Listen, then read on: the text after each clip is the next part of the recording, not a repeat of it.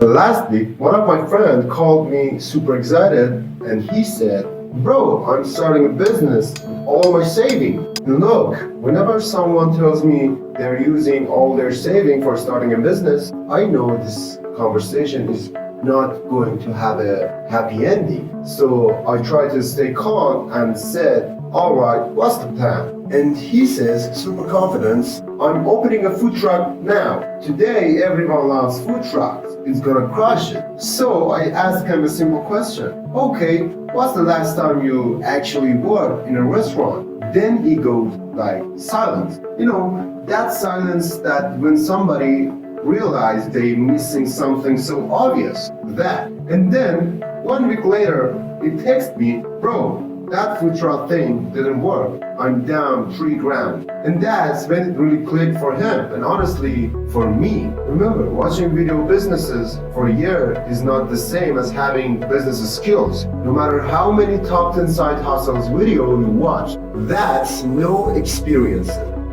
The crazy thing is that online businesses look so easy. Always you see people saying, "I started this thing and now I'm earning 10K a month." Perfect thumbnail, perfect story, perfect titles. But in the real world, that's very different. Ideas are cheap, money doesn't guarantee anything, and motivation disappears so quickly. And most people walk into business with no skills, no understanding of customers, no experiences, no system, and way too much confidence. That combination is why so many businesses fail in the first year of their working. Let me give you 2 quick stories that explain this so obviously. My roommate Mike started a dropshipping store with $5,000 he'd saved last summer.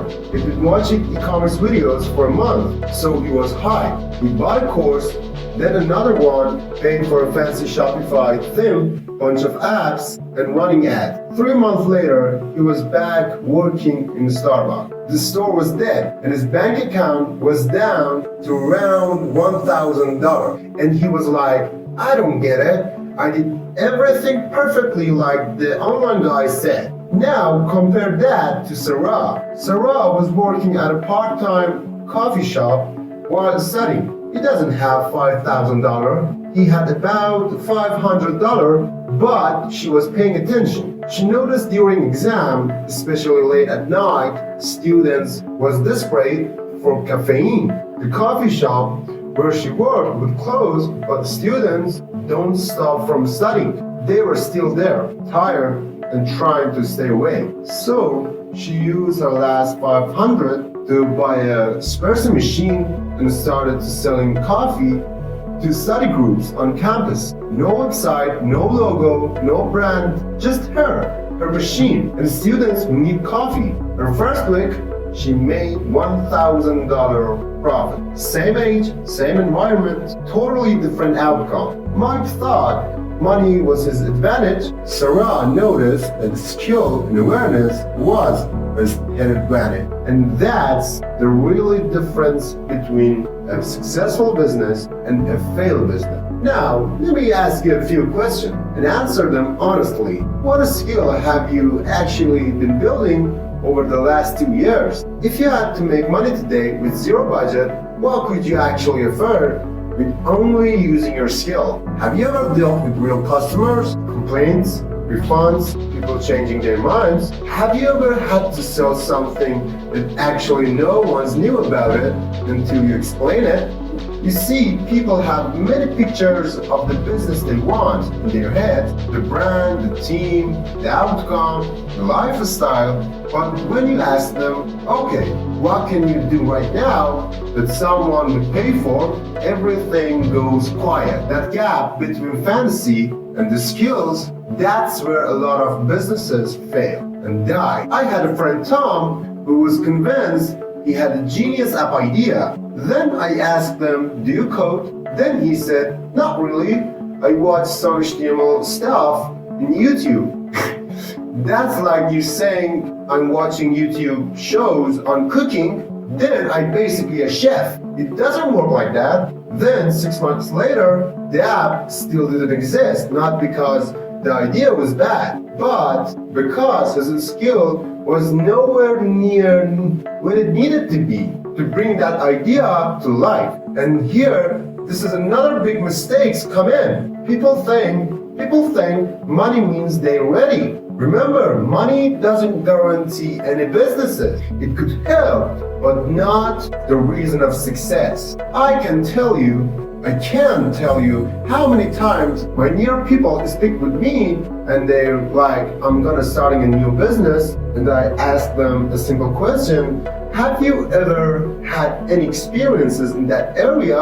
And then most of the time the answer is none. But I've got some saving, or I've got an investor, or oh, I'll figure it out as I go. Remember, money without skill isn't a head start. It's just a faster and expensive way to fail. People always blow thousands of logo, furnitures, branding, expensive locations, fancy equipments, and inventory they've never tested. And the crazy part is the market even don't know they exist yet. On the other hand, you have people doing exact the opposite and winning. A friend of mine, Emma, started photography business with a $500 camera. Nothing crazy. She didn't run out and buy a $5,000 fancy camera. She just practiced a lot. She shot for free, then for cheap.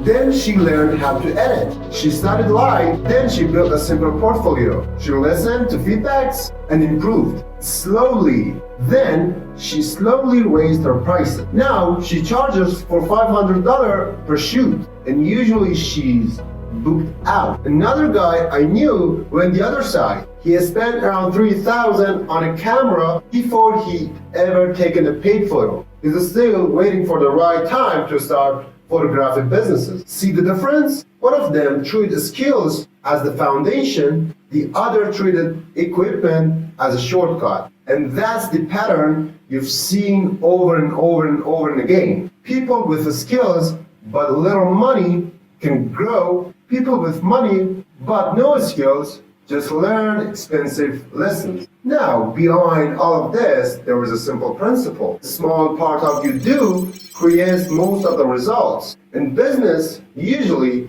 a small number of customers bring most of the revenue. A small number of habits create most of your progress. And a small number of decisions create most of your wins. There is a brilliant saying from Steve Jobs. He said, "The things you don't do is more important than the things you do." Think about it. The genius of the marketing said that. The people who fail in business spend their time on the all wrong things, like photo, like logo, like the name. They obsess with these tiny details. On the other hand, the people who win care more about things like this. Did I try to talk to a customer today? Did I talk to a customer today? Did I try to sell something today? Did I try to make a product better today? Did I learn something useful today? They focus on the actions that actually move the needle. And before you throw serious money into something,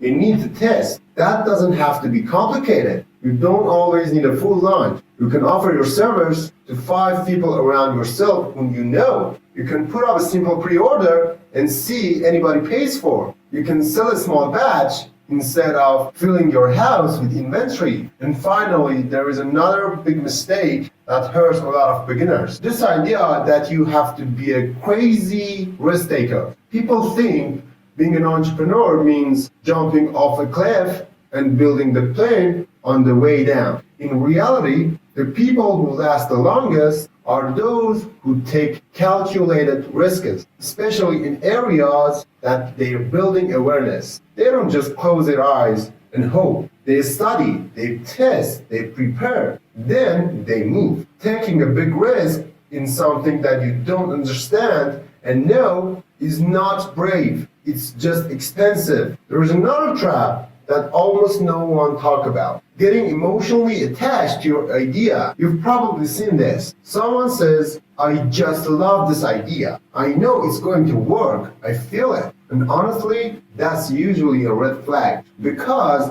when you're in love with your idea, you're stopping being honest about it. You stop asking, Is there actually a market for this? Are people already solving this problem another way? Do I have the skill to pull this off properly? Is there a small version should I test first? It's not about how much you love the idea. It's about whether the market values what you are trying to do and whether you're capable of delivering that. If you really want to avoid those 95% who fail, a simple way to start is to look at the 3 next month differently. For the first month, be brutally honest with yourself. Write down what you're actually good at. Write down what usually people ask you for help with. And write down the experiences you've had that actually could translate into value for someone else. The second month, start looking outward. Pick a few business models and start exploring each. Who would you be serving? What are they already buying? What annoys them about current options? If possible, go to talk to people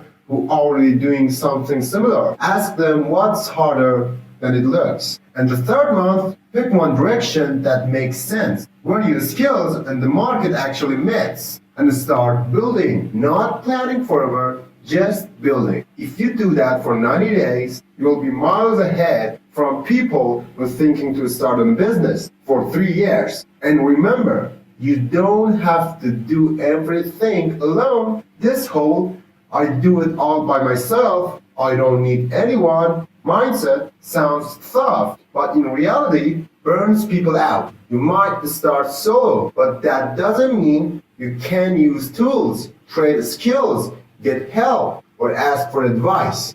You don't get extra points for suffering quickly. And finally, the last piece of this, honestly, the least sexy part. But it's the one that actually changed everything. Consistency. Most people are chasing big moments. They want a viral launch, a big move, a massive win, a huge month. But most of the people who really make it, they are just being consistent. 1 hour a day learning about their market, 1 hour for improving their skills core, 1 hour for reaching out customers or potential customers, and 1 hour for improving their system. These numbers can be less or more, but surely that's not for once, not for a day, not for a week, over and over again. Do that for a year and you don't recognize yourself. Ignore it for a year and you'll be the same place you are now. Still thinking about starting. So yeah, 95% of businesses fail,